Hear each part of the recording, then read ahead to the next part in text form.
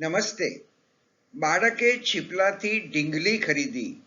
શું દુનિયા સારા લોકોથી ભરેલી છે? એક નાની વાર્તા.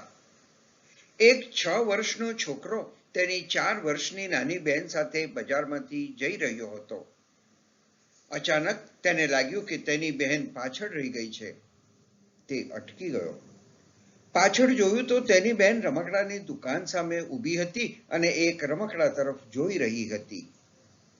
છોકરાએ પાછળથી આવીને તેની બહેનને પૂછ્યું, "બેન, તને શું જોઈએ છે?" છોકરીએ આંગળી વડે ઢીંગલી તરફ ઈશારો કર્યો. છોકરાએ તેનો હાથ પકડ્યો અને દુકાનમાં લઈ ગયો. એક જવાબદાર મોટા ભાઈની જેમ તેણે દુકાનદાર પાસે ઢીંગલી બહેનને અપાવી. બહેન ખુશ થઈ ગઈ. દુકાનદાર ગરીબ ભાઈ બહેનને જોઈ કંઈક વિચારી રહ્યો હતો.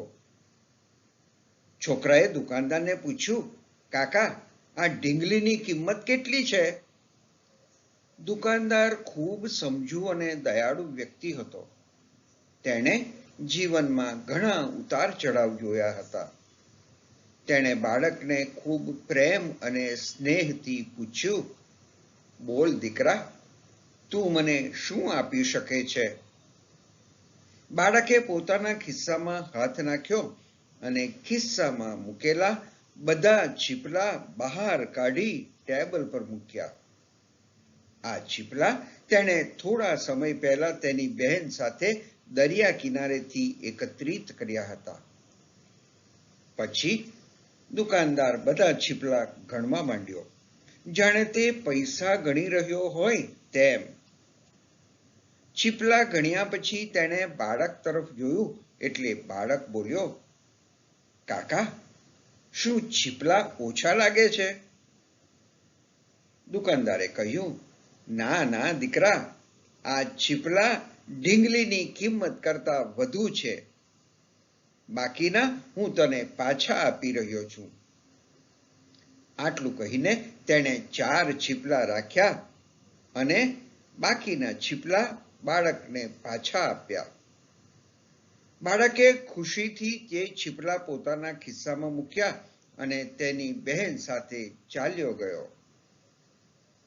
તે દુકાનનો નોકર આ બધું જોઈ રહ્યો હતો. તેણે આશ્ચર્ય સાથે માલિકને પૂછ્યું, "શેઠજી, તમે ફક્ત 4 છીપલાઓના બદલામાં આટલી મોંઘી ઢીંગલી આપી દીધી, એવું કેમ?" દુકાનદાર સંતોષથી હસ્યો અને બોલ્યો, "આપણા માટે આ ફક્ત છીપલાઓ છે, પણ તે 6 વર્ષના બાળક માટે આ ખૂબ જ કિંમતી વસ્તુઓ છે.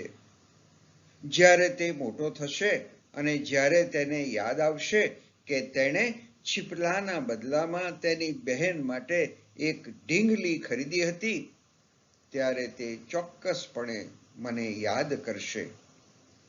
અને પછી તે વિચારશે કે આ દુનિયા ઘણા સારા લોકોથી ભરેલી છે." આનાથી તેનું સકારાત્મક વલણ વધશે અને તે એક સારો વ્યક્તિ બનવા માટે પણ પ્રેરિત થશે. ધન્યવાદ.